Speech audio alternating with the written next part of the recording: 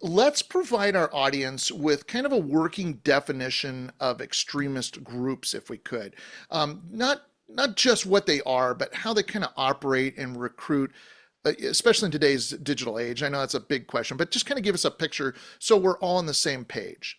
Sure. I'll try to do that. Now, it's easier said than done because, as it turns out, defining extremism is quite complicated, and it's perplexed scholars and practitioners and Hmm. and policymakers for quite some time as far as where to draw the lines between what's extreme and what's not extreme. Right. Now, having said that, it's even more complicated today than it was, say, 10 or 15 years ago. Because one of the things we've seen happen is extremism has become normalized and mainstreamed in many respects.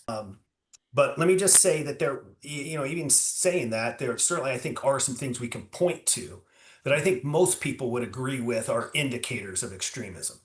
So, for example, the issue of violence is an important one.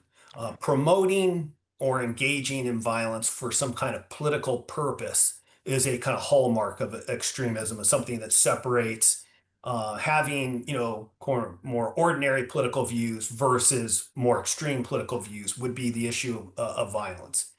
I think it's really important when we think about extremism to first, though, start with the premise that we should be careful about making judgments of what's extreme and what's not based on things like ethnicity, religion.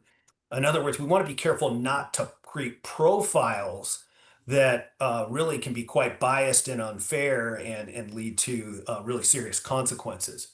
Rather than doing that, what we should be much more focused on are behaviors and practices. And so that's Hmm. where violence would be an important behavior that we would look at.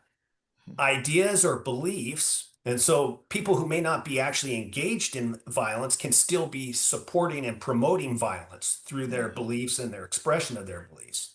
So that would be another aspect. And then emotions Right. are really critical, sometimes overlooked. A big part of what constitutes extremism is about how we feel. It's our emotions, anger, frustration. Really a quite wide array of emotions are kind of entangled with what constitutes extremism.